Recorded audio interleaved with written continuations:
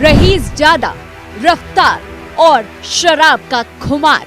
दो लोगों की जान के बदले ट्रैफिक का पाठ, दो लोगों की जान के बदले दो पन्नों का निबंध। अनीश अश्विनी को इंसाफ दिलाने की दस्तक।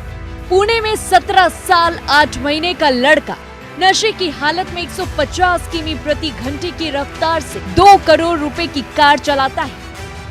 मध्य प्रदेश के रहने वाले अनीश अश्विनी नाम के 2 इंजीनियर को अपनी कार से रौंद कर मार देता है, लेकिन एक बड़े बिल्डर के बेटे को 15 घंटे में जमानत मिल जाती। 2 लोगों की जान लेने वाले इस लड़के को जमानत देते हुए जुवेनाइल जस्टिस बोर्ड कहता है कि आरोपी लड़का सड़क दुर्घटना पर 300 शब्दों का एक निबंध लिख कर दे। आरोपी को पुणे के आरटीओ दफ्तर जाकर ट्रैफिक से जुड़े सभी नियमों के बारे में पढ़ना होगा। लड़के के माता पिता ये सुनिश्चित करेंगे कि वो किसी गलत संगत में ना रहे। 15 दिन के अंदर इस लड़के को किसी मनोचिकित्सक से मिलना होगा। पुलिस के मुताबिक 17 साल का नाबालिग पुणे के बड़े बिल्डर का बेटा है। कार की चपेट में आने से अश्विनी कोस्टा की मौके पर ही मौत हो गई, जबकि अनीस दूधिया ने अस्पताल में दम तोड़ा।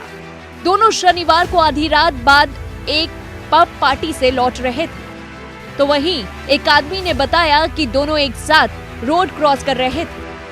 अचानक फुल स्पीड में आई पोर्श कार ने दोनों को उड़ा दिया। कार की रफ्तार 200 से 240 किलोमीटर प्रति घंटे रही होगी। अश्विनी कोस्टा हवा में 10 फीट तक उछल गई। कार में 3 लड़के थे। आरोप है कि तीनों ने शराब पी रखी थी।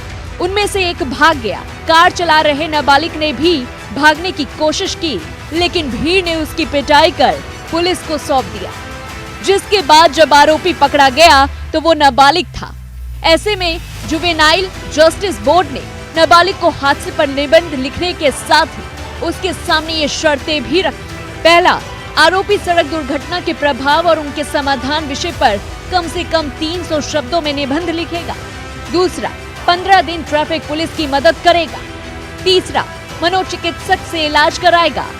और चौथा, आरोपी के सामने भविष्य में कोई दुर्घटना होती है तो उसे दुर्घटना पीड़ितों की मदद करनी होगी। पुणे में पोर्श कार हादसे में महाराष्ट्र पुलिस एक्शन मोड में आ गई। पुलिस ने मंगलवार को औरंगाबाद जिले से आरोपी नाबालिग लड़के के रियल एस्टेट डेवलपर पिता विशाल अग्रवाल को गिरफ्तार कर लिया है। इस पूरे मामले में पुणे पुलिस कमिश्नर अमितेश कुमार ने कहा, आरोपी पर एक वयस्क की तरह मुकदमा चलाया जाना चाहिए। इसके लिए पुलिस ने ऊपरी अदालत से अनुमति भी मांगी है। बता दें कि पुलिस कमिश्नर का यह बयान आरोपी नाबालिग को जमानत दिए जाने पर नाराजगी के बीच आया। सीपी अमितेश कुमार ने कहा, आरोपियों पर आईपीसी की धारा 304 और मोटर वाहन अधिनियम की धाराओं के तहत मामला दर्ज किया गया है। हमने आरोपी के साथ वयस्क की तरह व्यवहार किए जाने के लिए अदालत का रुख किया। पुलिस का कहना है कि रविवार को ही हमने अदालत के समक्ष एक आवेदन दायर किया था, जिसमें किशोर पर वयस्क के रूप में मुकदमा चलाने और उसे निगरानी गृह में भेजने की अनुमति मांगी थी। चूँकि यह किशोर न्याय अधिनियम की धारा 2 के तहत परिभाषित एक जघन्य अपराध है, लेकिन याचिका खारिज कर दी गई। हमने इस आदेश के खिलाफ कल ऊपरी अदालत में अपील की है। हमने उसी दलील के साथ सत्र अदालत का दरवाजा खटखटाया है। हम यह साबित करने में कोई कसर नहीं छोड़ेंगे कि यह एक जघन्य अपराध है।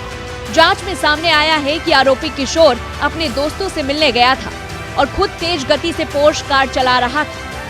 पुलिस ने कहा, कार उसके पिता के नाम पर रजिस्टर्ड है और उस पर नंबर प्लेट नहीं थी।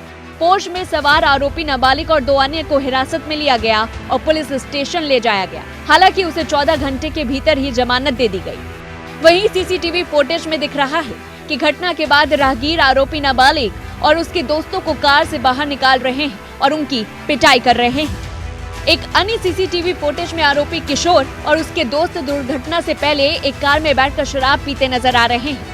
आरोपी के पिता और आरोपी को शराब परोसने वाले बार के खिलाफ किशोर न्याय अधिनियम की धारा 75 और 77 के तहत कार्रवाई की जा रही है।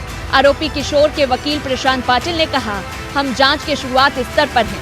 हम कानून की प्रक्रिया का पालन कर रहे हैं। जांच एजेंसियों ने अपना काम किया है। आरोपी जमानत पाने का हकदार है। हर कोई कानून के अनुसार कार्य कर रहा है। अब ऐसे में देखना होगा कि आखिरकार ये पूरा मामला क्या कुछ मोड़ अख्तियार करता है। ऐसी तमाम बड़ी खबरों से जुड़े रहने के लिए देखते रहिए News1 इंडिया।